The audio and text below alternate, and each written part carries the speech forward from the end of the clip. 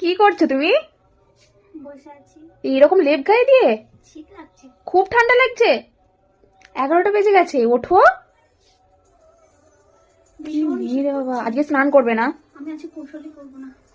বাড়ি থেকে বেরো, রাখবো না তোমাকে বাড়িতে। বিশ্বাস করো, আমার ভীষণ শীত লাগছে। এত শীত কিসের ভাই? এখনো তো ঠান্ডার কিছুই পড়েনি, বাকি আছে এখনো। আমার শীত লাগবে না। কি বললে তুমি? বেরো বাড়ি থেকে, বেরো বাড়ি থেকে।